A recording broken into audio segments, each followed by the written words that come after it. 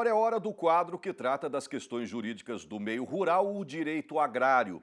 Na semana passada, o advogado Pedro Puccini falou sobre a servidão da passagem da água na propriedade, água vinda do seu vizinho de cerca. Hoje, os comentários do especialista giram em torno da impossibilidade da penhora de pequenas propriedades rurais familiares para pagamentos de dívidas contraídas para a produção agrícola, aquelas onde a instituição financeira pega como garantia a terra do produtor. Diferente de algumas decisões regionais, o STF definiu que não se penhora pequena propriedade abaixo de 4 módulos fiscais. Para quem não sabe, o módulo fiscal ele depende de cada região brasileira, podendo variar de 5 a 110 hectares cada módulo. Mais detalhes você confere aqui nas explicações do especialista.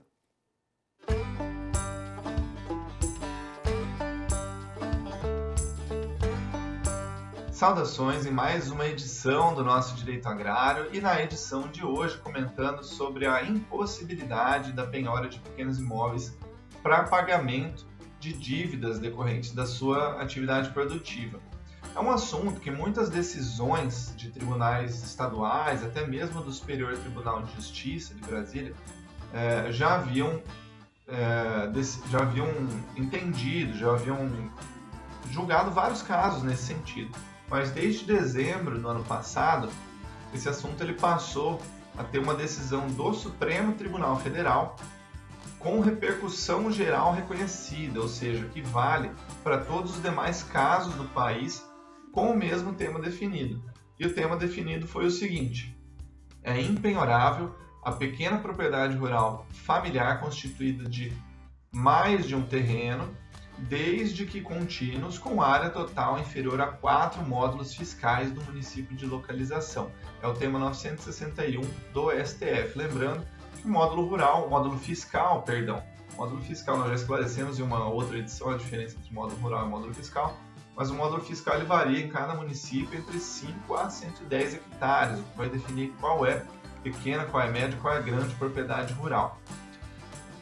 Enfim, dessa maneira, então foi dada maior certeza aos casos que a pequena propriedade rural sofre penhora por dívidas da sua atividade produtiva, confirmando uma proibição dessa prática, ou seja, da penhora, até mesmo quando a família devedora possui mais de um imóvel rural.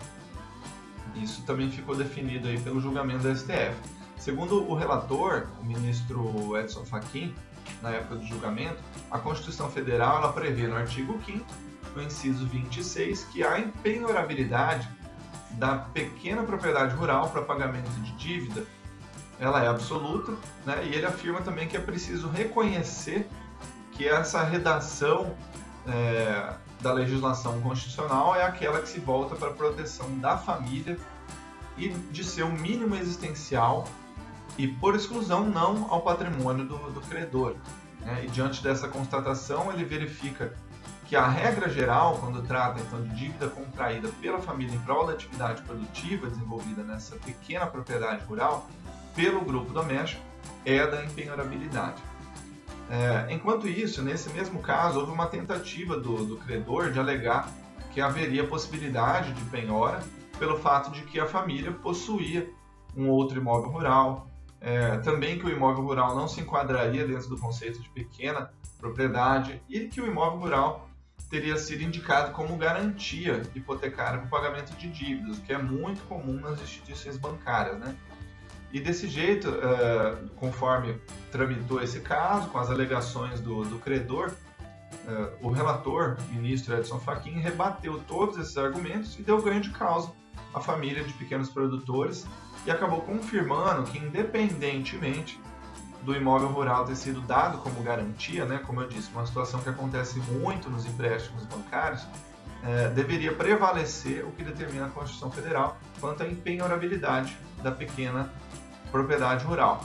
E como eu disse, essa é uma situação muito comum que acontece no momento em que pequenos produtores procuram crédito rural nas instituições públicas ou privadas que oferecem o crédito e que exigem como garantia a sua pequena propriedade rural, menor do que 4 módulos fiscais, mesmo que a lei proíba uma futura penhora. Então, naquele momento é dado como garantia, mas só quando a dívida é executada que se transforma numa penhora.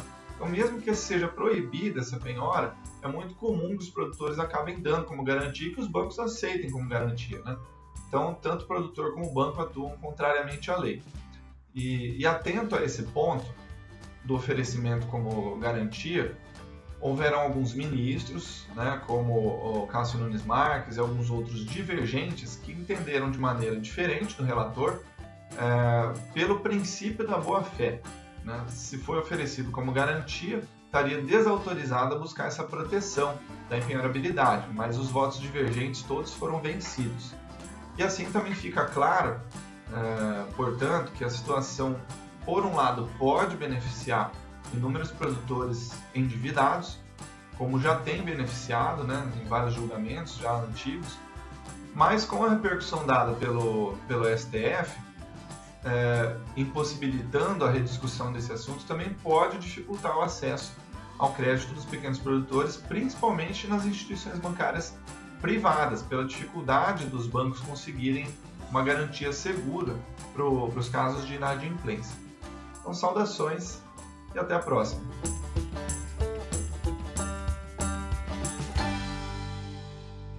Aí, pessoal, então não tem jeito de penhorar seu imóvel, mesmo você contraindo dívida lá em qualquer instituição financeira, imóvel abaixo de 4 módulos fiscais, tá bom?